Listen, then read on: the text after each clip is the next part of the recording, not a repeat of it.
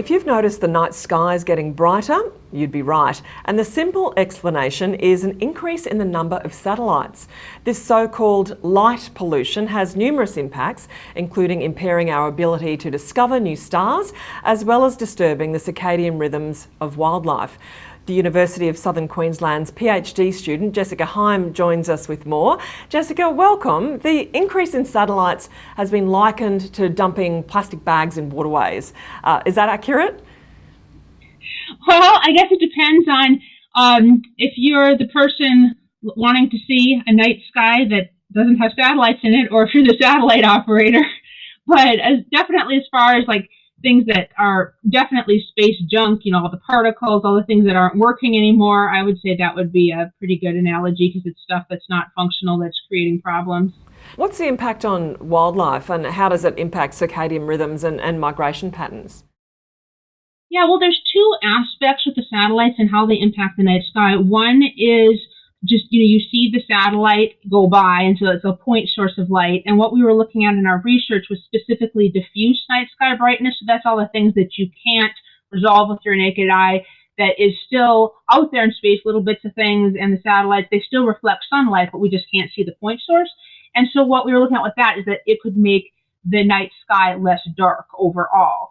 So there hasn't been research done specifically in depth with different wildlife species on how are the satellites affecting them, because this is a brand new phenomenon, this amount of satellites in orbit. But we do know from other biological research that there are a number of species that do utilize star patterns and the Milky Way in their navigation and migration. And we also know that a lot of species, their circadian rhythm is governed a lot by what is the total amount of how dark is it versus how light. Potentially more research, and we'll know more about that down the track, I'm assuming.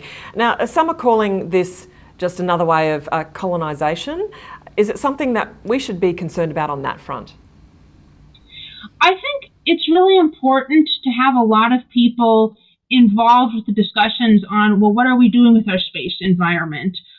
Because with what I've been involved in with the astronomical community, there were initially a lot of conversations after the first Starlink satellites launched between professional astronomers and satellite operators. And okay, well, how can we make this less bright and less problematic from a professional astronomer's point of view? But there are many people who look at the night sky, amateur astronomers, different religious, cultural, indigenous communities. It's an important part of their living knowledge. And so I think we need to have more people involved in the conversations, because there's different perspectives about how we should be moving forward in the space environment, and not everybody agrees with the status quo of the most common perspectives. So I think we need to have more involvement in conversations of lots of different kinds of people involved. It is quite broad, the impact, and as you just mentioned, cultural traditions are part of that. They're being impacted. What about a solution to that in particular?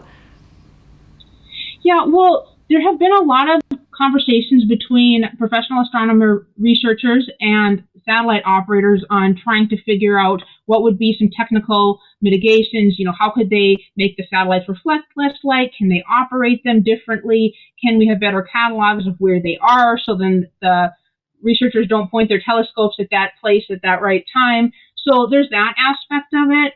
As far as the diffuse night sky brightness, that's a little more complex, because it's not only that, if we make the satellites less bright, it will make that effect magically go away, because we're launching so many things, so they all add up.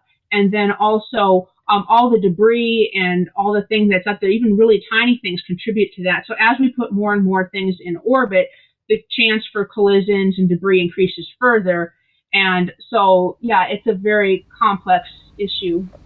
Well, we are putting more things up, as you said. So will this continue to get worse if we don't do something soon? Yes, well, one thing to mention with our research was we have very conservative numbers. Our models were based on the rates of satellite launches up until 2019, which was 2019 was when this satellite constellation phenomenon started, these large constellations.